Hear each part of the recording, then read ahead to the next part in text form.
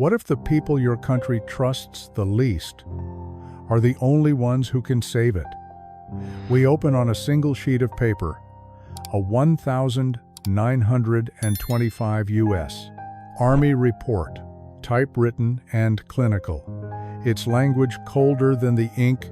Black men are biologically unfit for combat. That sentence isn't just prejudice on paper. It's a policy, a verdict. It becomes the justification for segregation inside the armed forces. Short on evidence, long on consequence. By the time the world edges toward another war, that official lie has already warped training, access, and trust, setting the stage for a test no one expects to pass and a truth desperate to break free. 1941. Under enormous political pressure from civil rights leaders, the U.S. government does something it never wanted to do. It quietly signs off on an experiment training African-American fighter pilots at a segregated, chronically underfunded airfield in Tuskegee, Alabama. On paper, it looks like progress. In practice, it is a compromise wrapped in skepticism, a concession designed to placate and control. The men who arrive know the stakes. This isn't just flight school, it's a public trial. Every takeoff, every landing, every hour in the air will be measured not only for skill, but for the country's willingness to accept them.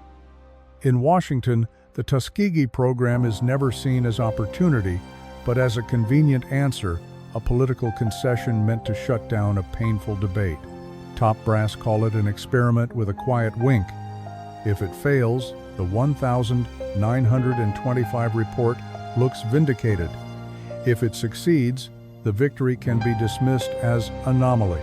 So the project is engineered with skimpy funding, second-rate planes, extra hurdles, rules written to make success unlikely. The implication is stark and brutal. This isn't about testing skill or courage. It's about preserving a lie and protecting an old order. Washington built the program to fail, but the men who showed up at Tuskegee were not part of that plan. Cadets poured in from every corner of the country. Farm boys, college graduates, postal clerks, mechanics, men who'd waited years for a chance to fly and who now carried a far heavier cargo than a flight log. They came to prove skill, yes, but also to rip apart a racist lie with every takeoff and every landing, to turn courage into evidence. Quiet, fierce, and disciplined, they bonded fast, eyes on the sky, and on a truth no report could erase. A truth the base would try to break. The training was intentionally brutal, almost surgical in its cruelty. Men were funneled through a grind designed to fail them.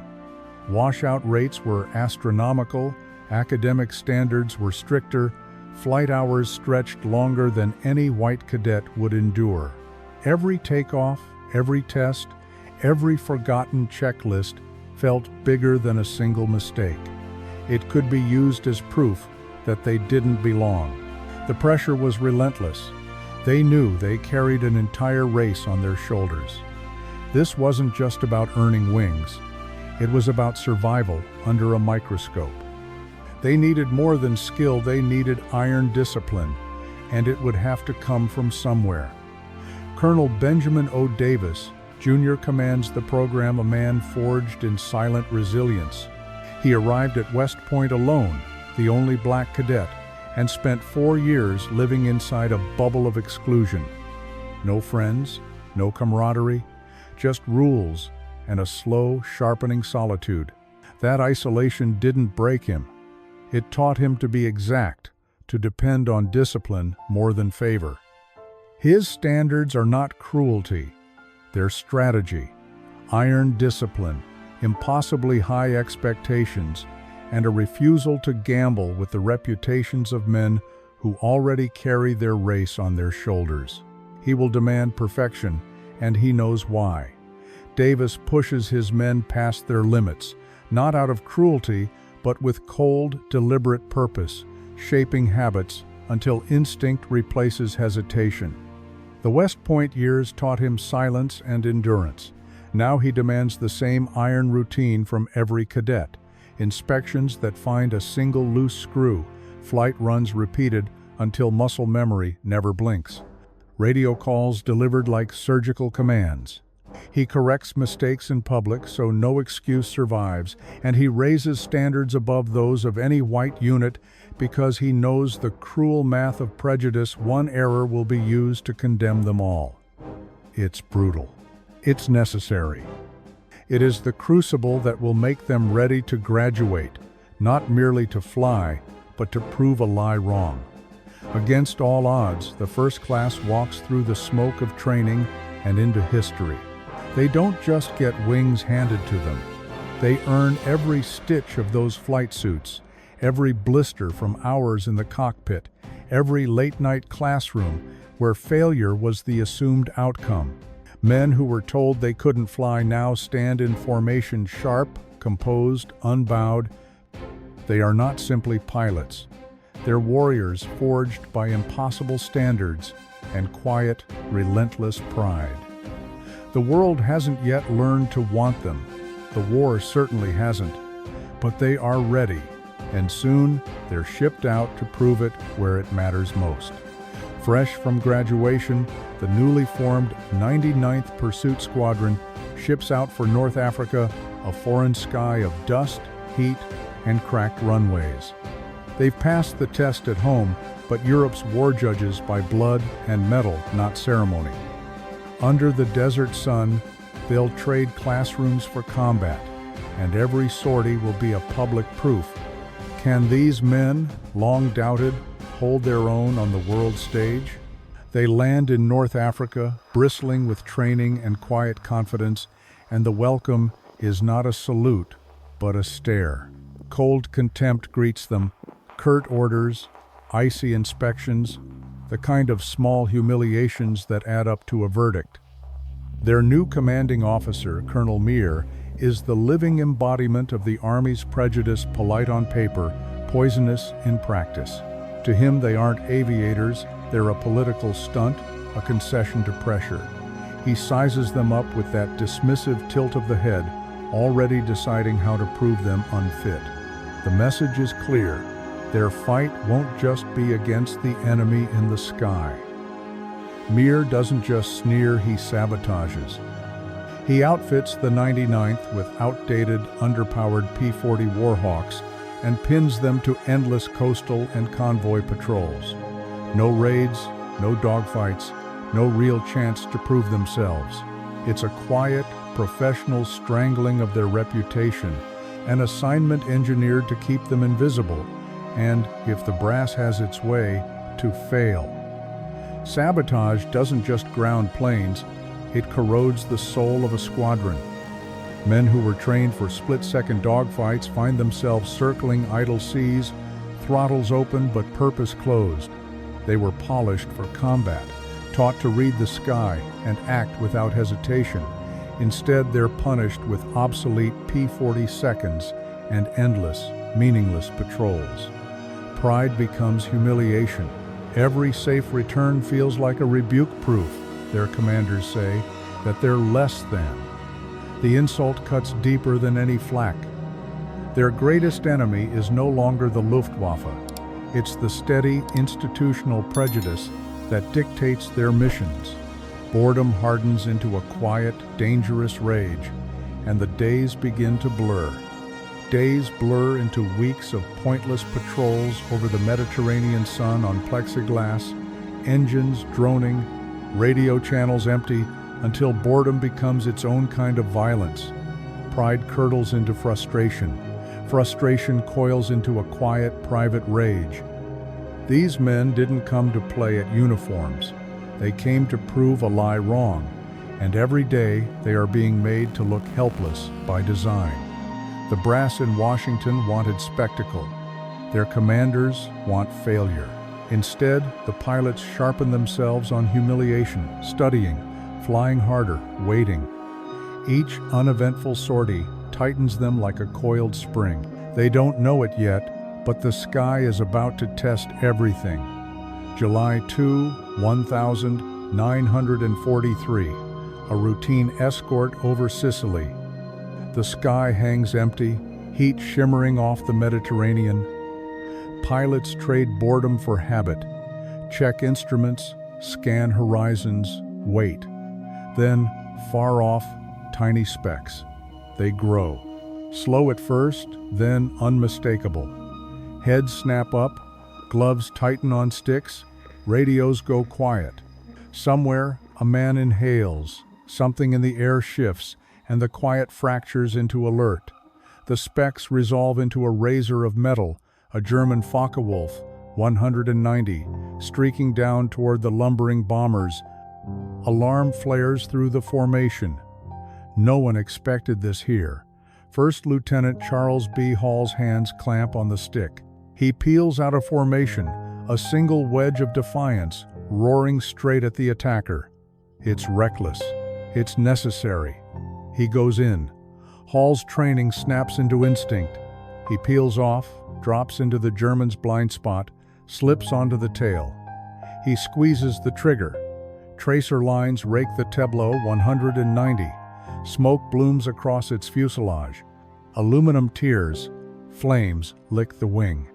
The fighter yawns, then falls nose down, spiraling into the blue. Hall watches as history takes a smoking arc toward the sea. It's the first aerial victory by a Tuskegee pilot, a moment so small it's almost a punctuation mark, and yet it carries a weight the war never taught anyone to measure. Hall's P-40 returns with a freshly painted swastika on the nose, a crude tally that reads like proof against a lie. On the tarmac, men who had been disciplined into silence laugh, hug, pat each other's backs. For a few bright hours, the base tastes like vindication, not just for Hall, but for every man who'd been told he couldn't, shouldn't, or wouldn't. Hope surges. It feels like something real, but the hope is short-lived. Colonel Meare, furious that a single victory punctures the story he's been selling, puts pen to paper and files a scathing official report, one that strips skill and courage down to a bureaucratic accusation.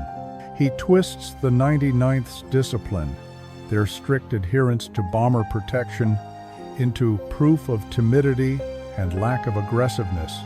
A clinical verdict meant to erase Charles Hall's kill and reduce months of sacrifice to a line item. In the cold arithmetic of reports, bravery becomes a liability, and a few typed pages now threaten to end their fight before it truly begins. The paper lands like a hammer. Colonel Meare's scorched earth memo on Hap Arnold's desk, neat type admitting what the brass wanted to believe. The 99th is a liability, not a solution. Arnold is urged to strip them of combat duty, to send them back to the safety of coastal patrols, where they can be written off without fanfare.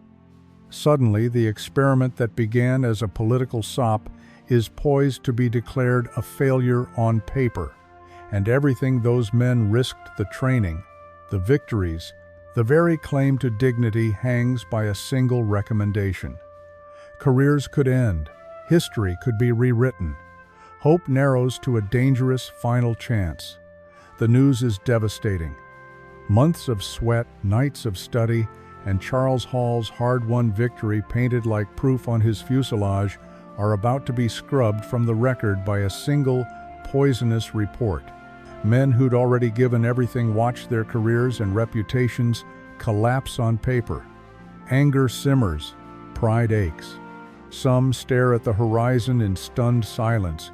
Others bite down on words they know would be used against them. It feels like the experiment will be declared a failure, and that everything they fought for will be written off as a political stunt. And yet, beneath that defeat, a stubborn ember burns. Could one last, desperate fight change everything? January 1944. Anzio, a narrow beachhead, turned death trap. Allied troops are pinned on the sand, supplies strangled, artillery battering the shore. Above them, the sky belongs to the Luftwaffe. Fighters dive, rake, and vanish, leaving wreckage and burning metal in their wake. Radios spit casualty lists. Command watches its options disappear. Panic creeps in. This isn't a battle slipping away, it's collapsing. In that vacuum of desperation, Command reaches for a last, dangerous gamble. Other squadrons have been ripped apart, and Command makes a desperate, grim call. Send in the 99th. They fly out still strapped into underpowered P-40 seconds old, slow, and plainly outclassed for this scale of fight. The brass expects a quick, token defense, a sacrificial rear guard meant to disengage when things get hot. In short, they were sent to be a show, not to win. They don't retreat. The 99th sees the slaughter on the beach and answers with throttle and steel. P-40 seconds low and loaded, they peel off, noses down into a black knot of Messerschmitts. No hesitation. No concern for older planes or thinner numbers. They fly straight into the buzz of guns, discipline like a blade protecting the men below, whatever the cost. For 2 furious days, the skies over Anzio became a churning, violent theater of dogfight metal screaming, tracer fire knitting the air into a deadly web.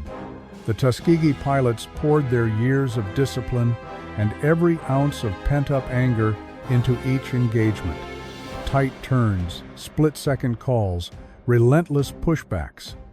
Outnumbered and outgunned, they fought with a focused, controlled fury, not for glory, but to keep those bombers alive. They attack like a disciplined storm, tight formations, eyes on the bombers, hands steady on the sticks. Controlled fury. Sharp rolls, sudden climbs, bait and switch maneuvers drilled into muscle memory under Davis. The Luftwaffe scrambles to react. Tracers stitch the sky. Engines scream. In a clean, brutal rhythm, the red tails pick their moments. One by one, German fighters break, smoke trailing, and fall. The tally comes like a punch. 12 German planes shot down in 48 hours, staggering. The 99th has done more in 2 furious days than it managed in the previous 7 months, combined a concentrated blast of skill, discipline, and hard-earned rage that refuses to be written off. Word spreads through the theater like wildfire. Whispered doubts flip to stunned respect. Officers who once scorned them scramble for explanations, and a quiet, fierce validation blooms among the pilots themselves. This performance isn't just a scorecard, it's a living rebuttal to every doubt, every designed slight, and it forces those in power to pay attention. Their 48-hour massacre in the sky was the kind of performance that shreds polite denials. It couldn't be chalked up to chance or habit or good weather. Word spread mission reports, gun camera reels, bomber crews singing praises, and the numbers refused to be contained by Meare's paper narrative. In Washington, the quiet hum of bureaucracy turned into a low, uncomfortable roar. Men who had wanted the story to die now had to look at maps, logs, and mounting testimony. The result was inevitable. The War Department could no longer shrug. A full, formal investigation was opened, and the truth was suddenly on a collision course with those who'd tried to hide it. The inquiry tears the story wide open. Every logbook, mission order, and maintenance report points to one ugly conclusion. Colonel Meare had lied, systematically sabotaging the 99th by starving them of equipment and assigning them the dullest, safest missions to manufacture failure. Measured against the gear they were given and the tasks they were ordered to fly, the 99th matched or outperformed virtually every white squadron in theater. Its vindication in cold, official language. Relief and rage mingle. After months of being demeaned, the men finally have proof that what they did was real, and that the lie printed in a report can be unmade. It doesn't just squeak by, it explodes into recognition. The Tuskegee experiment is declared a success and hailed as a revelation, the kind of verdict that rewrites headlines and shames the men who tried to bury it. The War Department's numbers, the flight logs, eyewitness reports, all of it tears Meare's story to shreds. Public opinion shifts. Pilots who had been dismissed as a political stunt are suddenly celebrated as proof that courage and skill were never bound by race. Vindication floods the base, but it arrives mixed with a bitter-edged triumph, yes, but also the cost of having had to prove it at all. Finally, in May 1944, the door they'd been fighting to pry open swung all the way wide. The 99th was merged with 3 other Tuskegee-trained squadrons to form the all-black 332nd Fighter Group. This wasn't just an administrative shuffle, it was vindication given wings. Men who had been tested, maligned, and squeezed into proving rooms now flew under one banner with a shared doctrine and exacting discipline. For the first time, they would be judged by performance, not prejudice. The stakes were higher, the mission clearer. Whatever came next, better planes, deeper missions, fiercer fights, they would face it together. They are moved to Italy and, at last, handed the best fighter in the sky the brand-new, long-range P-51 Mustang. The sleek Mustangs give them reach and speed they never had before, but with that edge comes the heaviest responsibility, one of the most dangerous, most vital jobs of the air war. This plane doesn't just change their odds, it redefines what they must now protect. Their new mission is stark and unforgiving. Long-range bomber escort, sweeping hundreds of miles into Germany to shield lumbering B-17 seconds and B-24 seconds from the full fury of the Luftwaffe. They must fly the farthest, face the fiercest flak and fighter screens, and bring whole crews home. It's the kind of gamble that demands a new code, and Colonel Davis will answer with a doctrine built to save lives, not chase glory. The men file into a shadowed briefing tent, and Davis stands before them like a fulcrum, quiet, precise, unyielding. You feel the air change. He knows this is more than another mission. This is their chance to write the last line of a long, bitter sentence, prove they belong not by pleading, but by perfecting. He speaks without flourish, every word calibrated. Discipline over bravado, duty over glory, bombs home at all costs. It's radical because it asks pilots to deny the urge for personal kills and instead become guardians, a single, unbreakable shield for the bombers below. He lays down an ironclad doctrine, and they absorb it as gospel. Colonel Davis steps up and strips away the romance of dogfights with a single order. Forget chasing enemy fighters for personal glory. Our job is not to be aces. Our job is to bring those bombers home. We will stick with the bombers, no matter what. The words land like an oath. No applause follows, just a quiet recalibration of purpose, because what he asks is harder than glory. Steady discipline under fire, the patience to stay with lumbering bombers while temptation screams to break off and hunt. He frames success not by tally marks on a fuselage, but by lives returned to soil, and in that hard metric the whole group's destiny is redefined. This doctrine flies in the face of everything fighter pilots are taught: trophy kills, lone heroism, daring breakaways for glory. Davis demands something colder and harder: discipline measured in lives kept, not planes downed. Short flights of ego are replaced with a single ruthless rule: stick to the bombers, no chasing, no showboating. Stay close, absorb the risk, trade personal glory for the safety of hundreds below. It's unpopular, it's terrifying. It forces men to bite pride and trust one another with their necks. And if they're going to be seen and trusted in the chaos, they'll need a mark the whole formation can follow, something loud enough to be a promise in the sky. To be identified in the chaotic skies, their new P-51 Mustangs were given a distinct marking. They didn't just paint a stripe, they painted the entire tail section a brilliant, unmistakable crimson. From 10,000 feet, those Mustangs cut like a flash of red, simple, readable, impossible to lose in a swirling dogfight. It was practical, a beacon for bomber crews, a signal to comrades not to break formation, and a psychological blade against pilots who tried to write them off.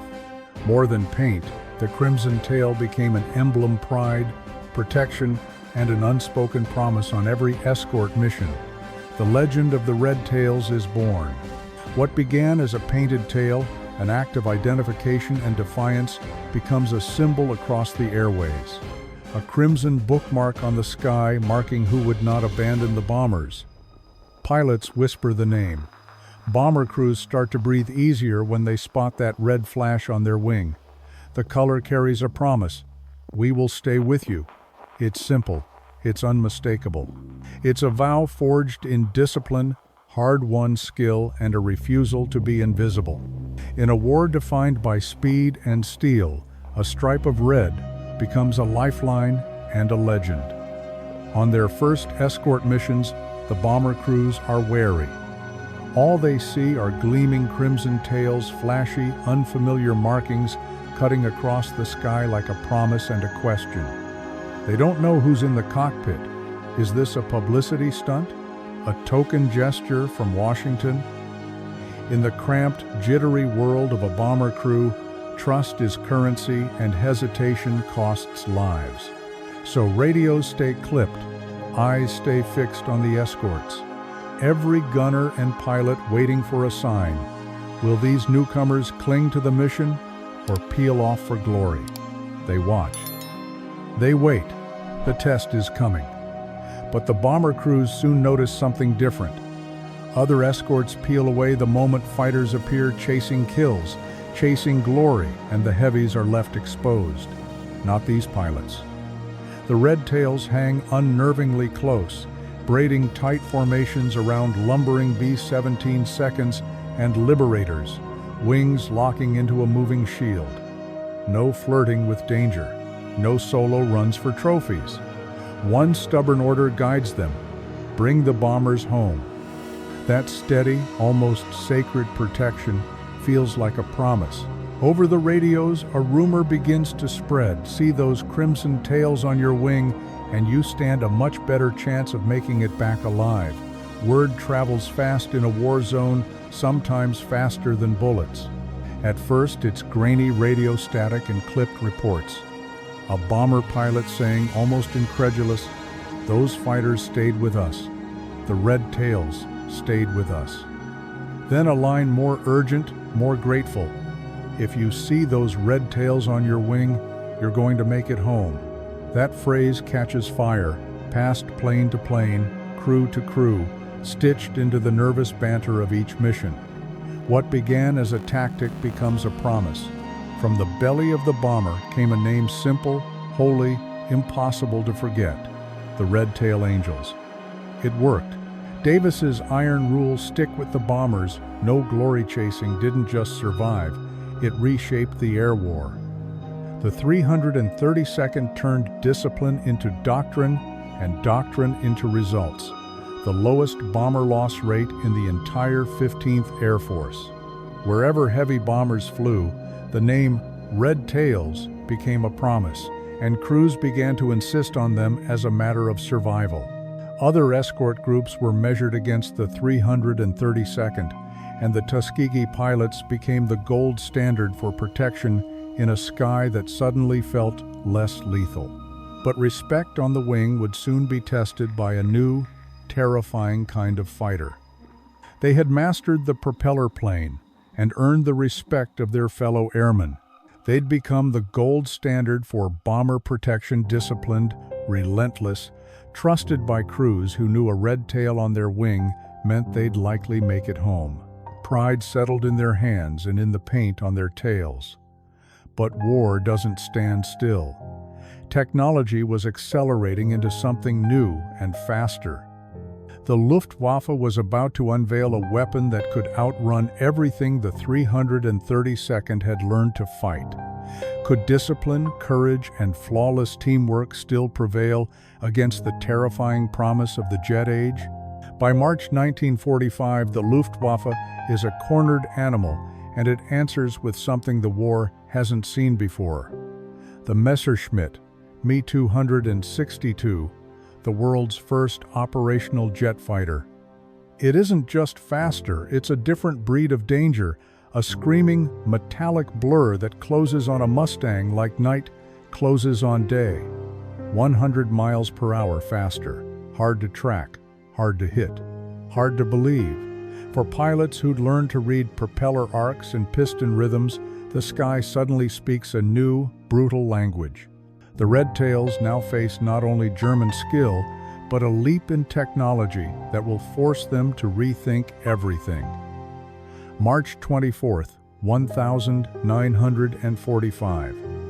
The 332nd is given the mission no one wants, the longest, riskiest escort of the war, shepherding B-17 seconds on a brutal 1,600-mile round trip straight into the heart of Berlin to hit a tank factory deep inside the Nazi war machine. It's hours over hostile skies, fuel margins sliced thin, and every bomber a slow, vulnerable prize. They will fly where help is scarce and retreat almost impossible. This is the moment their discipline meets the Luftwaffe's newest terror, and whatever happens next will decide if the Red Tails can truly protect what they were sent to save. Over Berlin, the sky erupts. Hundreds of Me-262 seconds, metallic and blinding, rip the air with a new kind of speed. They arrive like lightning, too fast for the Mustang's old propellers to catch at first glance. The Red Tails feel the momentum shift, instruments screaming, breath held, training colliding with a raw, electric panic. This is not the Luftwaffe they knew. It's the future of air war come to test them. They studied the Me-262 like a textbook enemy. Short bursts of lecture, long, grueling mock engagements. Davis made it simple: don't race the jet, outthink it. The new fighters were terrifying fast in a straight line, but awkward in slow, wide turns and painfully exposed when taking off or landing. So the Red Tails trained to bait, to hold position, to force the enemy into those moments of weakness, to time their attacks for when a jet had to bleed speed or was committed to a wide arc. Discipline mattered more than bravado. When the jets finally screamed into the sky over Berlin, the 332nd wouldn't be surprised. The jets come screaming in, but the Red Tails don't flinch. Trained on the Me-262's one weakness, Roscoe Brown and two wingmen drop low and bait the pilots into wide, slow turns, then flip inside those arcs, using the Mustang's tighter handling to strip the jets of their speed advantage. Timing, discipline, and a precise burst of fire turns futuristic terror into a vulnerable target. Against a sky of screaming jets and acrid exhaust, the Red Tails reacted with ice-cold precision. Roscoe Brown and two wingmen threaded their Mustangs into the Me-262 seconds blind spots, baiting the jets into slow, wide turns where speed became a liability. Tracer bursts stitched through aluminum and flame. 3 German fighters folded, smoke streaming as they fell away from the fight. For a few breathless minutes, the impossible was real. The Red Tails had shot down 3 Me-262 seconds in a single clash, a feat almost no Allied pilot could claim. They came back from Berlin bloodied and exhausted, and the world took notice. For that impossible mission, for snarling courage in the face of jets no one expected them to touch, the 332nd Fighter Group was awarded the Distinguished Unit Citation, one of the military's highest honors. It was official vindication written in brass and ribbon, a public, undeniable stamp of excellence after years of being written off. The award didn't erase every insult or open every door, but it changed the story in a way no propaganda could even the enemy would later nod in grudging respect. Even the enemy noticed grudgingly, reluctantly. German pilots and commanders started whispering a name, Schwarze Vogelmenschen, the Black Birdmen. It wasn't flattery so much as stunned admission. After the distinguished unit citation and a string of impossible missions, their combat record had become the sort of thing other flyers passed along in briefings and barrooms alike. Stories spread bomber crews who returned because a crimson tail never left their wing, foes who found themselves outfoxed over and over, and the legend of the red tails took on a life of its own. But glory on paper couldn't stop the next cost of war. Their fight doesn't end when they land. Lieutenant Alexander Jefferson is shot down, parachutes into enemy lines, and finds himself in a stark interrogation room across from a Nazi officer. He expects ignorance and contempt. Instead, the man speaks with unsettling familiarity. He knows the Tuskegee experiment, the pilots, the controversy, even the red-tailed Mustangs. Jefferson's shock dissolves into a slow, cold realization. The enemy has watched them.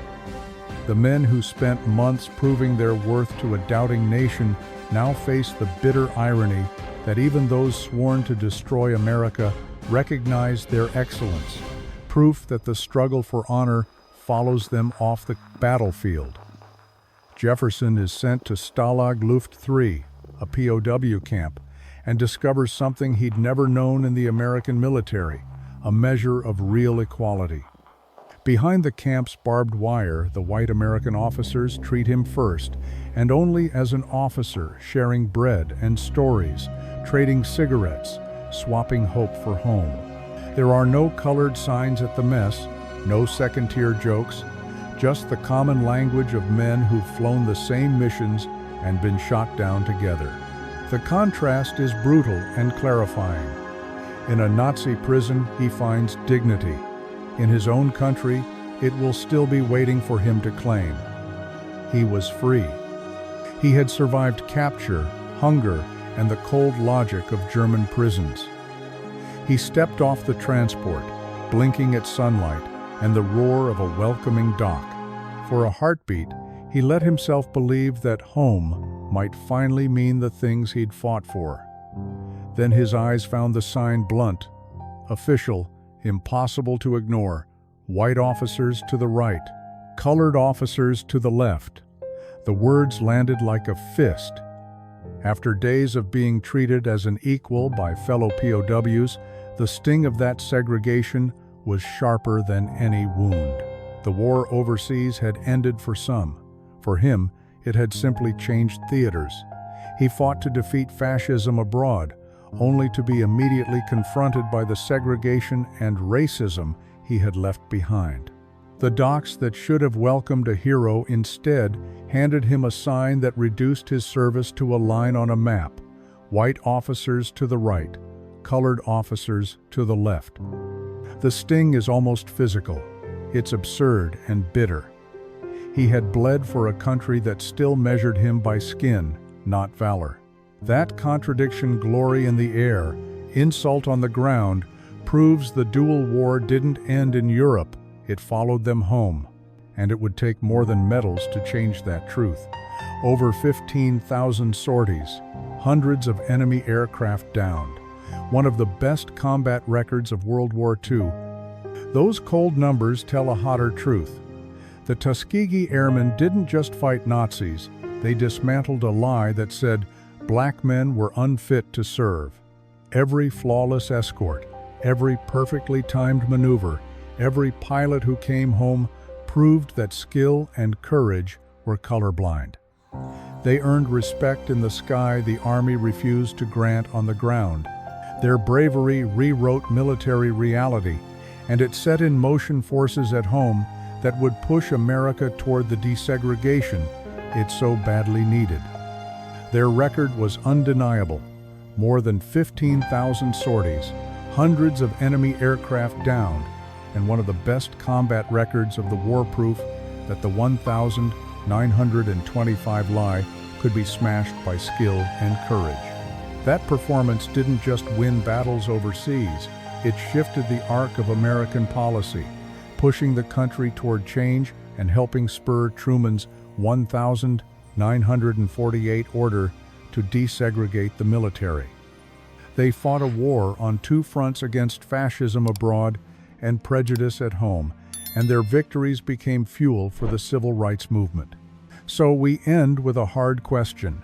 What does it mean to fight for a nation that doesn't yet fight for you?